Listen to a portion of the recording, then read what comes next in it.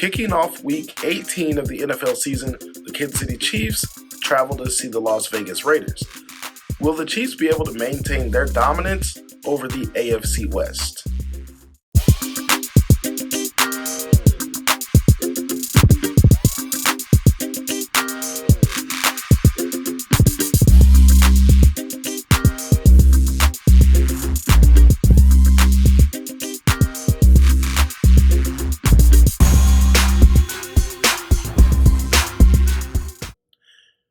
Hey, thanks for joining. This is On the Block Sports Chiefs.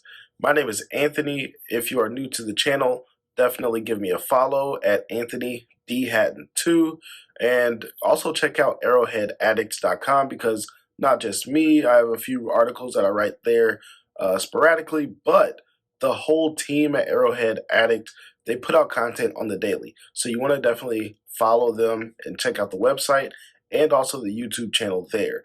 Now, let's go ahead and talk a little bit of the NFL and also the seeding right now in the AFC. It's been a hot topic, and I've had a good 12 hours to sleep on it and actually reflect on what the NFL is doing here. In reality, nobody wins, whether it's the Cincinnati Bengals, the Buffalo Bills, or the Kansas City Chiefs.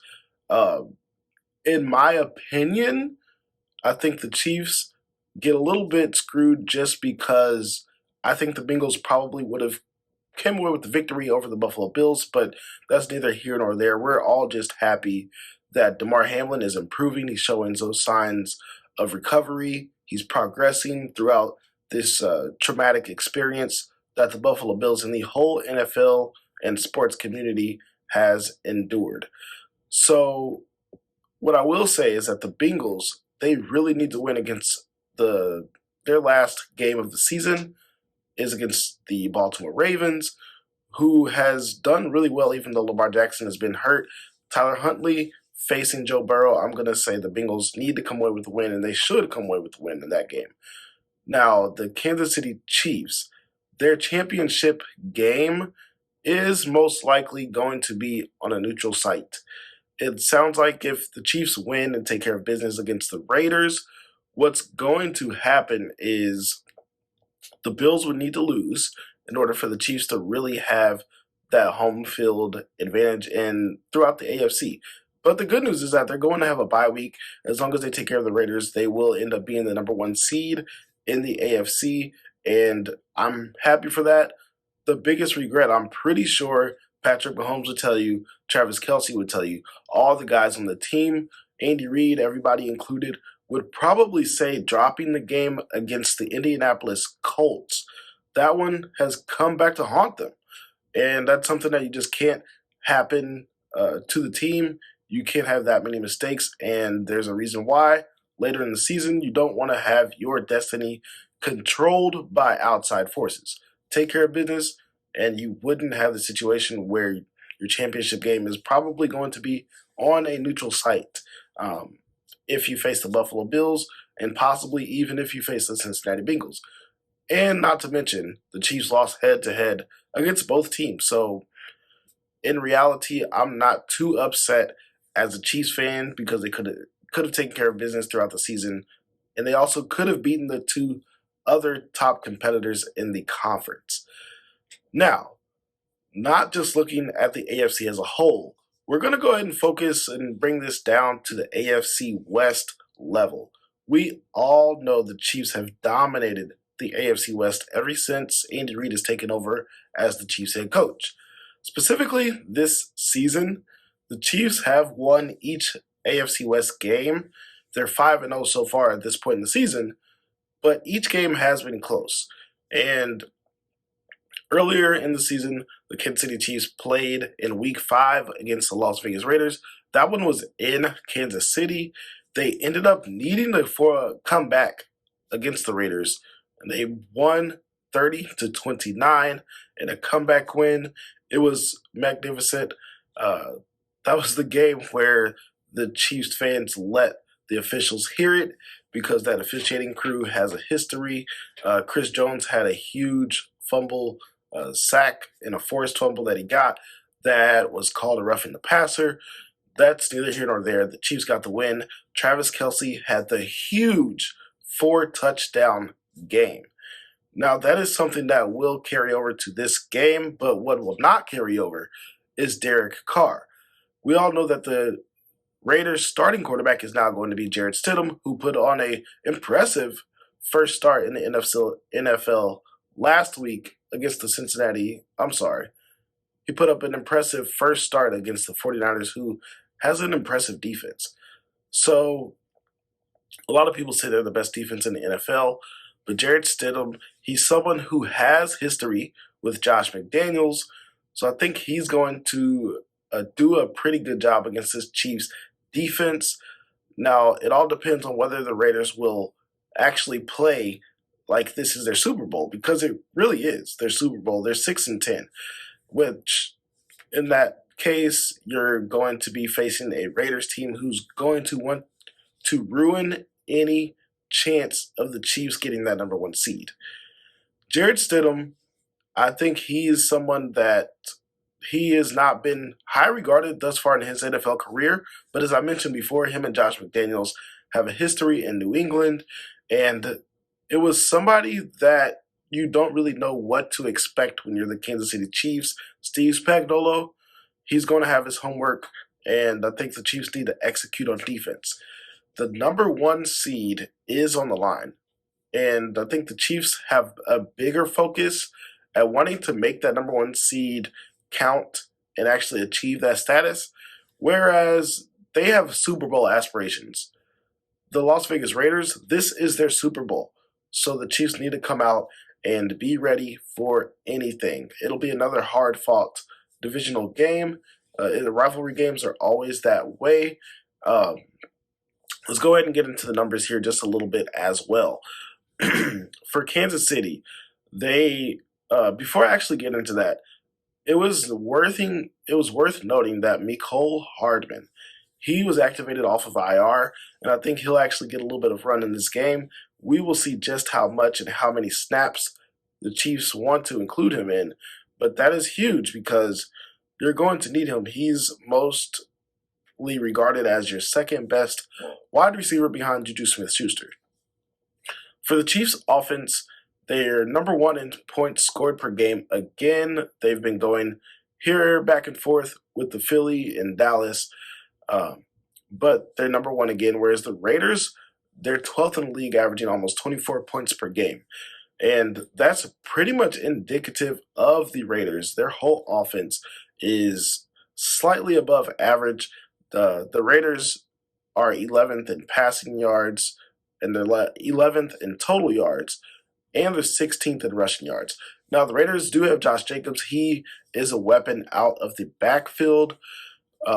Kansas City, to no surprise, they're number one in just about every category as far as total yards, points per game, passing yards, and rushing. They're falling back a little bit in recent weeks. So they're 21st in the league now in rushing yards per game. For the Kansas City offense, I think what they'll try to do is force the Raiders to stop Travis Kelce.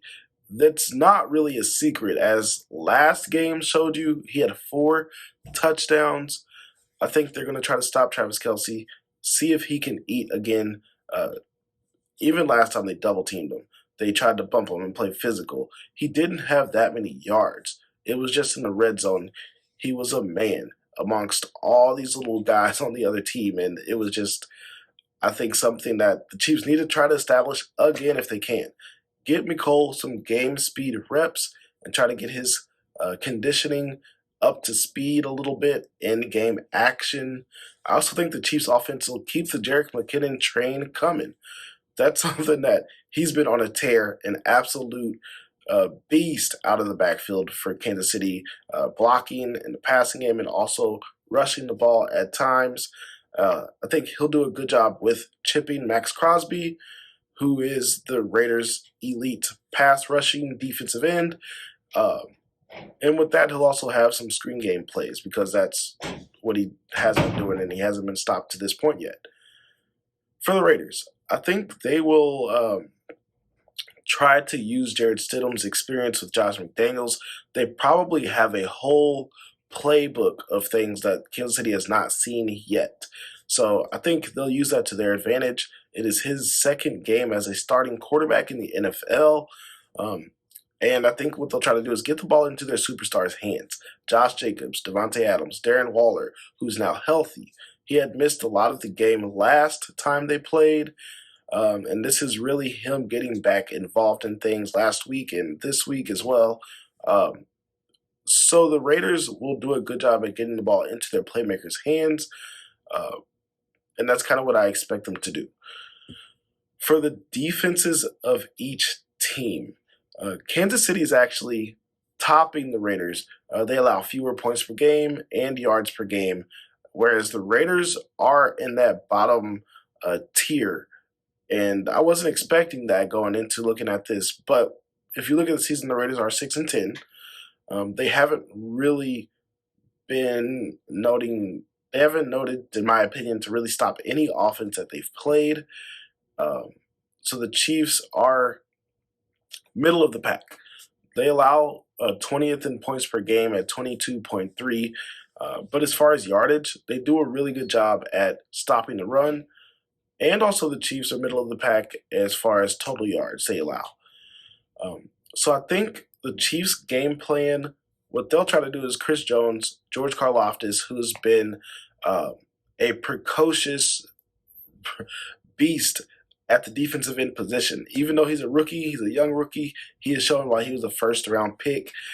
And I'm really excited to see the pressure that he will put on Jared Stidham in this game here. Chris Jones, as we know, he is who he is. He's one of the top defensive players in the NFL. I think they'll try to force some erratic passes to both Darren Waller and Devontae Adams. The young cornerbacks for the Kansas City Chiefs will have their hands full. Same with the linebackers. Darren Waller is a mismatch problem. Devontae Adams is still one of the best wide receivers in the NFL. So the Chiefs' secondary and linebackers will have their work cut out for them. I've been really impressed with Juan Thornhill and also with Justin Reed. Excuse me. And I've been impressed with Justin Reed as well. So he's really played up to the contract and to the offseason signing status that he got. After the game against the Bengals that they had, he's been just balling. So I don't expect there to be any issues with the secondary, at least not to a major extent. But the linebackers will certainly be tested here. Willie Gay, Nick Bolton, and Leo Chenal. I don't know how many reps he'll get, but he's been getting more and more included. Same with Brian Cook, who plays that safety role, who can also step up as well. For the Raiders, you have one simple game plan on defense. Stop Travis Kelce. He had 4 touchdowns. Don't let him get 4 touchdowns against you. And I think that's what their whole game plan will be. Josh McDaniels does not want to have that on his resume. His first year as a Raiders head coach of letting Travis Kelce just go absolutely bananas on him. Now, the prediction. What we're going to go ahead and get into here is the prediction part of the show. I have only picked against the Chiefs once this season, and I instantly regretted it.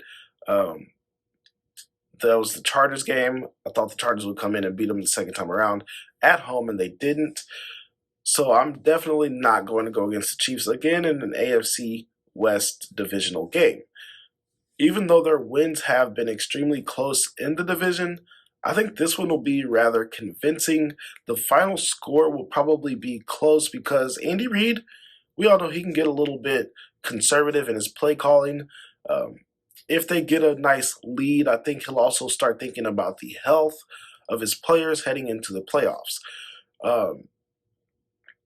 So Jared Stidham, I think he has a good handle on what Josh McDaniels wants to accomplish and what he wants to do. They also have playmakers and superstars on their offense. So I do think the Raiders will be able to score, especially when you look at their playing against the Chiefs defense, who, although their numbers say they're pretty decent in some aspects, when you actually watch the games, other NFL teams seem to do a really good job against the Chiefs defense. At least they have quite a bit of production. So the score, I think, the Kansas City Chiefs still lock up the number one seed in the AFC. I'm not concerned about that at all, but I will say the Raiders will probably get a late score to uh, make it look a little better than it actually was in game time. So let's say the Chiefs here win 31-24 in Las Vegas against the Raiders, and that's just how I see this game playing out here. With everything at stake for the Kansas City Chiefs to get the number one seed, especially now that they will be either playing on the road or they'll be playing at a neutral site. I think they'll try to have as many home games as possible and to get a bye week. So maybe you can get Joe Tooney completely 100% healthy.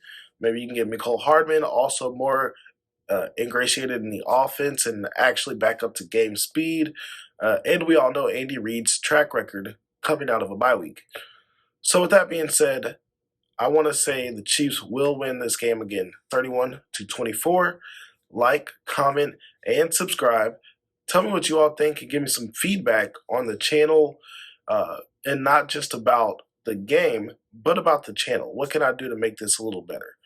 Thanks for joining on the Block Sports Chiefs. See you next time.